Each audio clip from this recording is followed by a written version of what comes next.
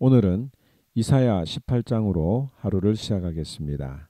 제목을 하나님이 조용히 계실 때라는 제목으로 한번 묵상해 보기를 원합니다. 오늘 이사야 18장은 배경 설명이 좀 필요한 내용들인데요. 먼저 누구에 대한 예언인지에 대해서 우리가 생각해 봐야 합니다. 얼핏 보면 구스에 대한 예언이 아닐까 생각을 할 수 있는데, 왜냐하면 이사야의 예언은 대부분 1절에 예언의 대상을 분명하게 밝히고 있습니다. 17장 1절에 보면 다메섹에 관한 경고라고 분명히 밝히고 있고, 또 19장 1절에는 애굽에 관한 경고라고 말하고 있는 반면에, 오늘 본문에서는 그 대상이 누구인지 분명히 밝히고 있지 않기 때문에 본문의 내용을 이해하는 것이 좀 어려울 수도 있습니다. 그렇다면 누구에게 주는 예언일까요? 4절에 여호와께서 내게 이르시되 라고 말합니다. 여기 나는 누구를 말합니까? 이사야를 말하고 있죠. 이사야는 계속해서 남유다에게 메시지를 주고 있습니다. 그러므로 오늘 이 18장에 나오는 내용은 남유다에게 주는 메시지라고 우리가 생각을 하고 한번 전체적으로 이해를 해보면 좋겠습니다. 그렇다면 남유다 백성들에게 주는 하나님의 메시지는 무엇인가? 예언의 메시지는 무엇일까요? 4절에 여호와께서 내게 이르시되 내가 나의 처소에서 조용히 감찰함이 쬐이는 일광 같고 가을 더위에 운무 같도다라고 말합니다. 하나님께서 자신의 처소에서 조용히 지켜보고 계신다라고 하는 것이 바로 오늘 이 본문의 예언의 메시지의 내용입니다. 그런데 어떻게 조용하게 감찰하십니까? 한여름의 폭염 속에서 뜨거운 햇빛이 조용히 내리쬐듯이, 또 추수철에 더운 밤에 이슬이 조용히 내려앉듯이 하나님이 잠잠히 지켜보신다고 하는 것이 오늘 메시지입니다. 그렇다면 하나님께서는 왜 조용히 계신다고 하실까요? 오늘 이것을 이해하기 위해서는 우리가 이사야 전체적인 그 역사적인 상황을 좀 설명해 줄 필요가 있습니다. 1절에 슬프다 구스의 강 건너편 날개치는 소리나는 땅이여 라고 말하고 있습니다. 여기 이 표현은 구스, 즉 오늘날로 치면은 에티오피아 지역을 말하는데요. 지도를 보면 아시는 것처럼 이집트 아래쪽, 즉 나일강의 상류에 위치한 나라로 오늘날의 에티오피아라고 볼 수가 있는 것입니다. 우리가 이 구스에 대해서 조금 더 깊게 생각을 해보면, 노아의 아들 중에 함이 낳은 아들이 있는데 바로 그 아들이 구스였고, 그 이후에 구스 민족이 애굽을 통일해서 애굽 왕조를 이루게 될 정도로 크게 성장을 합니다. 또 참고로 사도행전에서 빌립에게 광야에서 세례를 받은 자가 바로 이 구스의 내시였다고 하는 점이죠.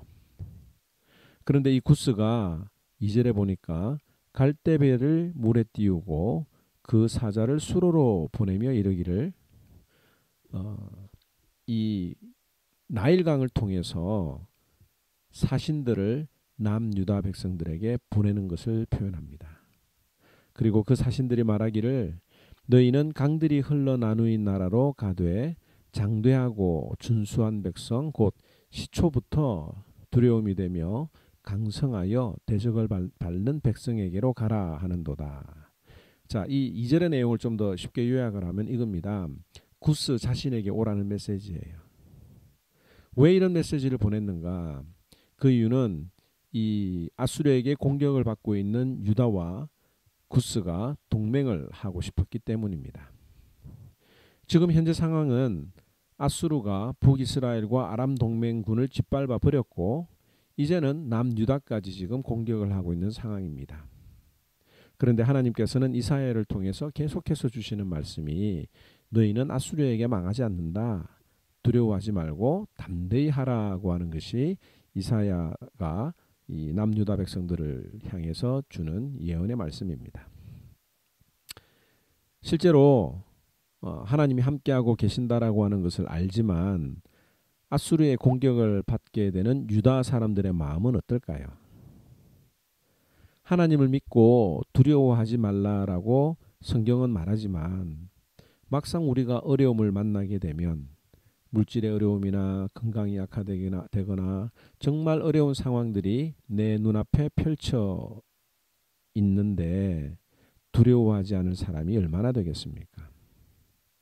정말 현실적으로 어려운 문제입니다. 저도 뭐 이런저런 여러 어려운 상황들이 닥치게 되면 잠을 자지 못할 정도로 신경을 쓰게 되는 거죠. 그런데 어떻게 두려워하지 않을 수가 있습니까? 그래서 사람들은 이런 어려운 상황에서 뭐라도 해보려고 합니다. 당연한 일입니다. 저도 그렇게 하지요. 그러나 때로는 하나님이 내가 아무것도 하지 않고 하나님만 바라보기를 원하실 때가 있다고 하는 겁니다. 하나님께서 자신의 능력과 자신의 영광을 보이시기 위해서 지금은 때가 아니고 조금 기다리라고 하시는데 내가 급해서 그 문제를 해결하려고 할 때에는 하나님이 우리의 기도를 들어주시지 않습니다. 그래서 하나님은 잠잠히 자기의 처소에서 우리를 지켜보시며 기다리라고 하는 겁니다. 이 일은 하나님이 하시는 일이다. 하나님이 해결하시는 일이다 라고 하는 것을 확실하게 고백할 준비가 되어 있을 때 그제서야 하나님이 응답을 하시는 겁니다. 오늘 이 본문의 내용이 바로 이런 내용이에요. 아수르의 공격을 받고 있는 유다민족에게 구스가 사람을 보내어서 우리와 동맹하자고 제안을 합니다. 실제로 아수르의 공격을 받고 있는 유다로서는 지푸라기라도 잡고 싶은 심정일 텐데 정말 구스의 제안은 솔깃했을 것입니다. 그러나 이사야 선지자를 통해서 주시는 예언의 말씀이죠. 기다리라. 나는 내 처소에서 조용히 지켜보겠다. 아직은 때가 아니야. 그러므로 구스를 의지하지 말고 하나님만 의지한다면 지금은 기다려라. 아수르의 침공은 너희에게 위협이 되겠지만 결코 그들이 너희를 잡아먹지는 못할 것이다. 이것이 바로 하나님이 주시는 오늘 이 본문의 메시지입니다. 역사의 주관자는 하나님이십니다. 인생의 주관자도 하나님이십니다. 그러므로 역사와 인생에서 벌어지는 모든 일들은 하나님의 허락 없이는 일어나는 것이 하나도 없다고 하는 것을 우리가 믿어야 합니다. 심지어 우리가 코로나로 인해서 벌어지는 이 어려운 상황들 가운데서도 내 인생의 어려운 일들 가운데서도 하나님은 자신의 계획에 맞게 사용하고 계십니다. 이런 믿음이 있다면 기쁠 때나 슬플 때나 낙심하지 않을 수가 있죠. 하나님의 기다림이 하나님의 때가 있구나라고 하는 거죠. 그리고 시간이 지나고 나면 우리는 알게 됩니다. 이것 때문에 하나님이 기다리게 하셨구나라고 하는 거죠.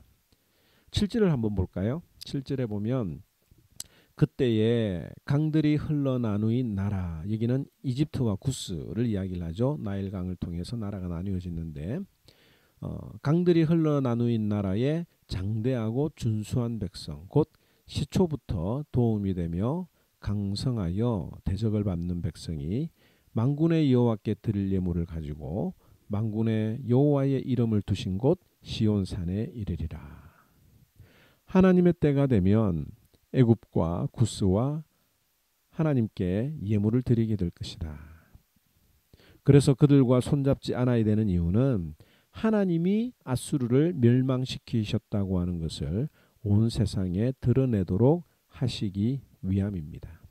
만약에 여기에 애굽과 구스가 들어와서 그들의 도움으로 전쟁에서 이겼다고 하면 하나님의 이름은 드러나지 않기 때문입니다.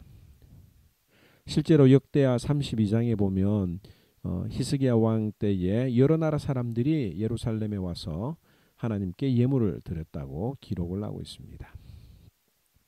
오늘 이 말씀을 통해서 때로는 우리가 하나님의 뜻을 모를 때가 있습니다. 하나님이 조용히 잠잠히 계실 때도 있습니다. 또 때로는 누군가의 손이라도 잡을 만큼 당황스러운 순간도 있을 것입니다. 그때 우리는 이 약속의 말씀을 기억해야 합니다. 주님이 하늘에서 조용히 나를 감찰하고 계신다. 나는 혼자라고 생각이 되지만 주님은 주님의 처소에서 나와 나를 지켜보시고 또 내 마음속에 함께 하신다라고 하는 겁니다. 비록 하나님의 도우심이 오늘 나타나지 않는다 하더라도 이것을 조용히 그리고 끝까지 믿는 자는 결국에는 하나님의 구원을 보게 될 것입니다. 오늘도 이 말씀을 기억하시면서 조용히 나와 함께 하시는 하나님을 붙들고 살아가는 저와 여러분들이 되기를 바랍니다. 제18장. 슬프다. 구스의 강 건너편 날개치는 소리 나는 땅이여, 갈대배를 물에 띄우고 그 사자를 수로로 보내며 이르기를, 민첩한 사절들아, 너희는 강들이 흘러 나누인 나라로 가되 장대하고 준수한 백성, 곧 시초부터 두려움이 되며 강성하여 대적을 밟는 백성에게로 가라 하는도다. 세상의 모든 거민, 지상에 사는 너희여, 산들 위에 기치를 세우거든 너희는 보고 나팔을 불거든 너희는 들을지니라. 여호와께서 내게 이르시되, 내가 나의 처소에서 조용히 감찰함이 죄인은 일광 같고 가을 더위에 운무 같도다. 추수하기 전에 꽃이 떨어지고 포도가 맺혀 익어갈 때에 내가 낫으로 그 연한 가지를 베며 퍼진 가지를 찍어버려서 산의 독수리들과 땅의 들짐승들에게 던져주리니 산의 독수리들이 그것으로 여름을 지내며 땅의 들짐승들이 다 그것으로 겨울을 지내리라. 그때의 강들이 흘러 나누인 나라의 장대하고 준수한 백성, 곧 시초부터 두려움이 되며 강성하여 대적을 밟는 백성이 만군의 여호와께 드릴 예물을 가지고 만군의 여호와의 이름을 두신 곳 시온산에 이르리라.